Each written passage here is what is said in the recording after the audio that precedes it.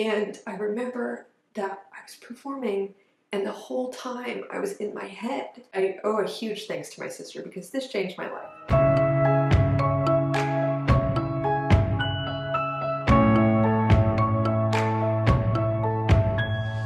Hey dancers, it's Kirsten. Welcome back to Twin Talks Ballet, your place on the internet to learn how to flourish as a dancer. So I'm back with another principle to share with you that was utterly life-changing for me in my growth as a dancer. And I'm going to share it again in the form of a story. I hope you guys enjoyed that in my last video. It's so fun to kind of shift from just explaining to just really sharing my experience. And I hope that you can find yourself a little bit in the stories that I share, and then it opens your mind up to how you can interact with your ballet training in a way that is truly empowering for you.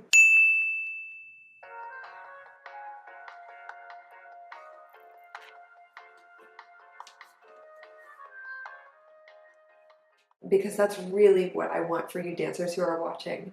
I want you to know that there are so many messages in the culture of ballet that hold you back from experiencing full joy as a dancer, which, by the way, I find it to be just such a travesty that so many dancers, when they stop dancing, though I'm sure everyone has some positive memory, a lot of dancers leave with a huge amount of insecurities, of doubts about what they can do because of their experience as ballet dancers. You know, they picked up on so many messages from ballet culture about not being good enough or just constantly having to work for approval, relying on external validation for self-worth and things like that. And I really want to share these stories and these videos with you to do the work of undoing some of the damages of ballet culture, and not just that, but also creating a new culture within ballet. And that starts with each one of us changing our own narratives that we choose to buy into or not. So that aside, let's talk about a time in my professional career as a ballet dancer, which, yes, it was a very short time in my life because I only got to dance for about a year in a professional company before. It was technically like a year and a half, but a lot of it I was struggling with a knee injury that eventually took me out of dancing professionally. Now, my story has not been sad since then. It's been very joyful, and I live a very purposeful, joyful life now. And I still dance, by the way, and my knee is healthy again, praise God. But there are so many things I want to share now in my perspective as a mindset coach. I want to share with you today a story from, again, my professional career. This was a very profound moment for me that utterly changed the way that I still, to this day, think and feel about performing. From the time I was about 18 or 19 to 23, which was really when I was training very seriously pre-professionally, then I was in college, and then that also spanned into the time I was a professional ballet dancer. So these were like prime years for me, and throughout those years I felt tremendously nervous, quite literally terrified to get on stage, and actually miserable, sometimes to the point where I just wanted to disappear into non-existence. And I totally wondered, why do I like dancing if I get this freaked out and stressed every time I perform? Like, isn't performing supposed to be this thing that all these dancers train for, you live for it, you love getting on the stage? It's like whenever any dancer seems to be asked, why do you love dancing? And then they talk about the joy they get from being on stage. It's just the most magical thing. And here I was, and I'm like, this is living hell. I hate it. Please, like, gosh, I just hated it. And why? It's because it really started in my pre-professional time. I was training at a big pre-professional ballet school. While I was there, the internal meaning I created out of performing entirely changed. When I was a teenager at a small studio that was mostly recreational, I genuinely thought of performing as like this just celebratory thing, and you get to you know, take everything you practice and perform it in this beautiful theater. You get to share it with people. I love the costumes and the lights and just the energy of everyone, and getting to perform with a group was so rewarding for me. I loved it. I loved it. And I couldn't be more excited to get out on that stage. And to contrast that with how I changed as an 18 or 19-year-old, it's almost like I wasn't the same person. My performance anxiety, like I shared, was just through the roof.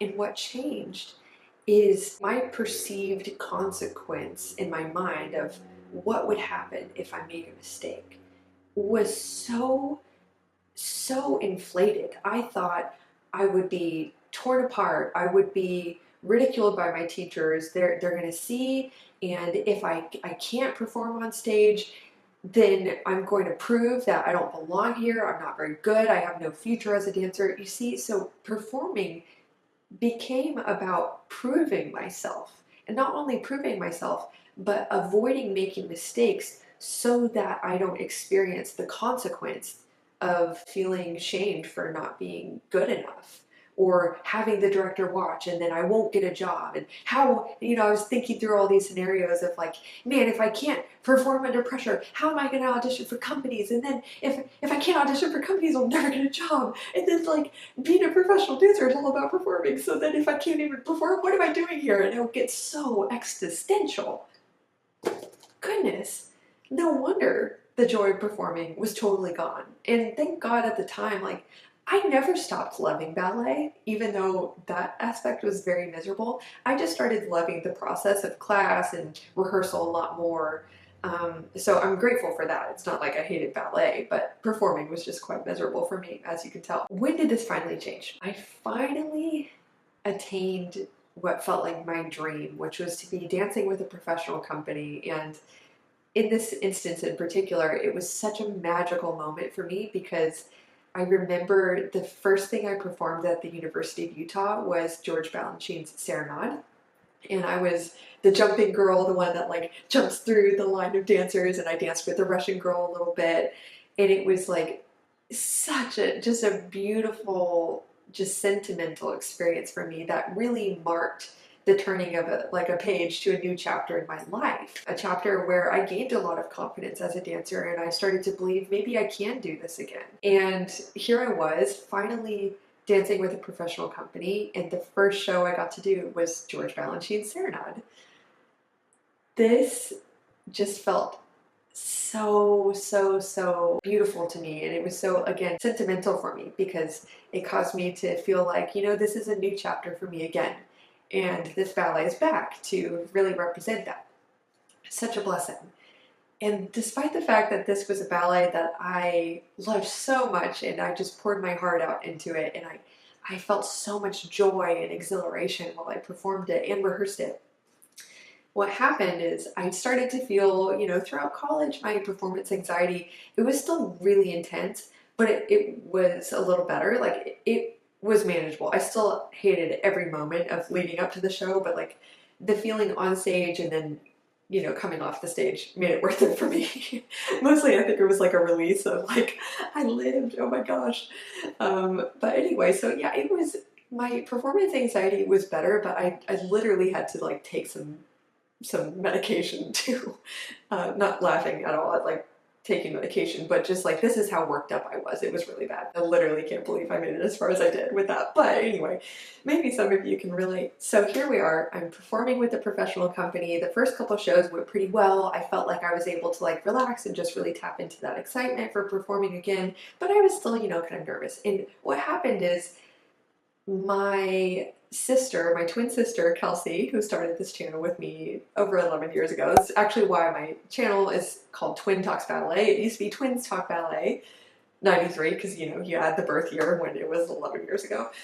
But anyway, so my channel name is just an homage, an ode, a nod to Kelsey, who inspired me to start this channel, / coerced me kind of because I didn't want to do it. But now, hey, look where we are. So anyway, she came to watch me perform. And you would think I would be so excited about that. But I remember it getting to performance day and that same dread, that same stress came back.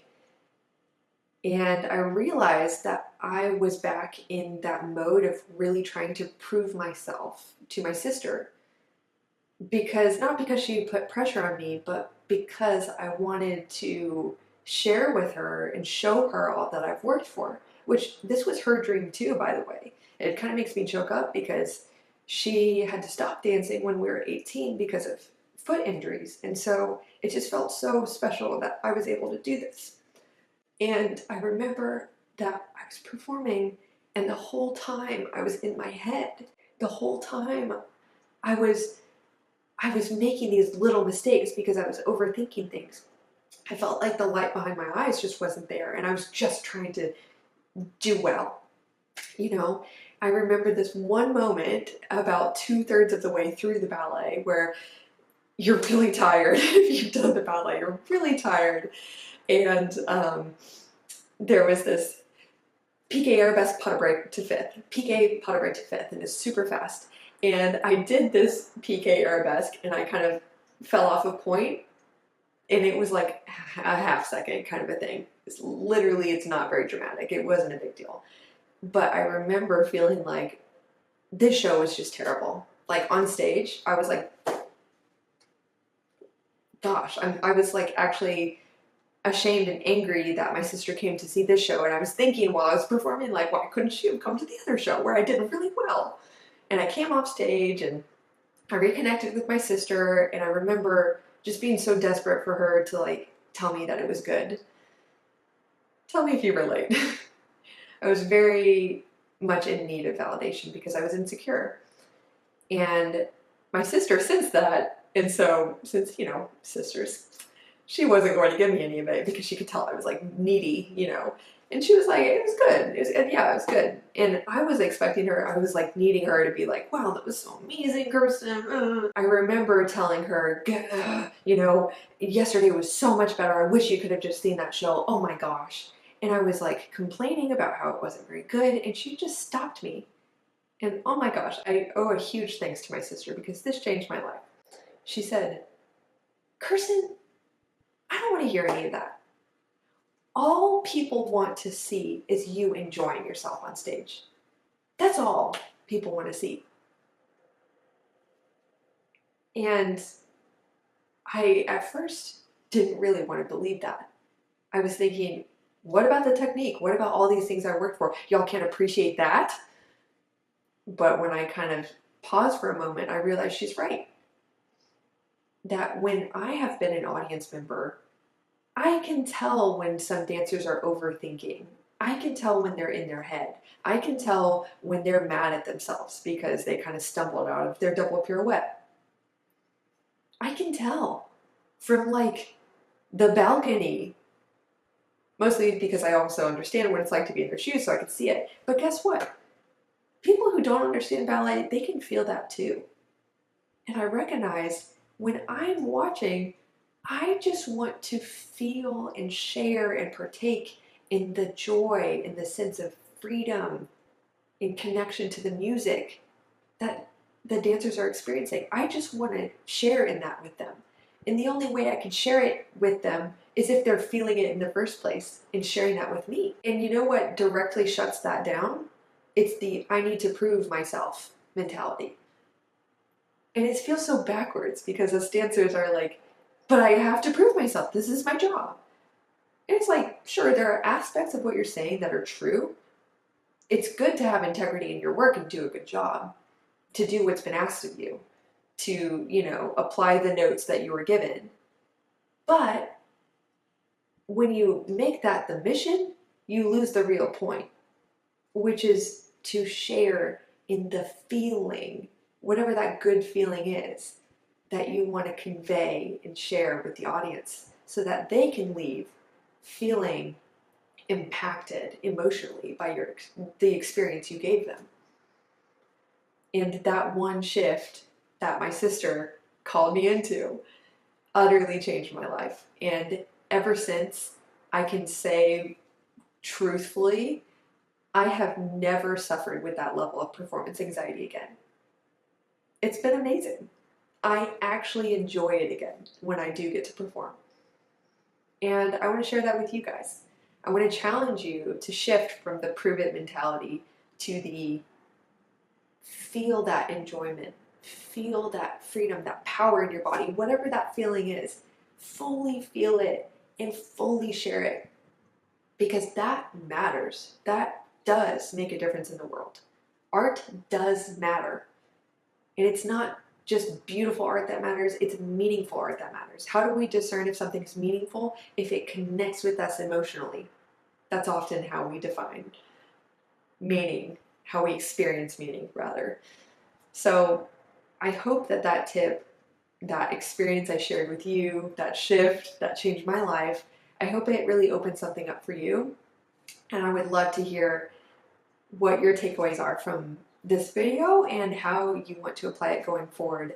I really, really hope that this sets a lot of you free from that misery, whether it is before auditions, before a performance, whatever it is. Just share what you have.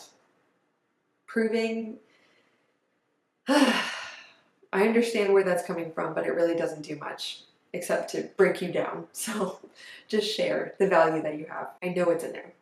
All right, dancers, I really hope you enjoyed this video. If you did, please give it a thumbs up, and I will be making more of this content if you do enjoy it. Other than that, be sure to subscribe so you don't miss next week's video, and I'll see you then. All right, bye.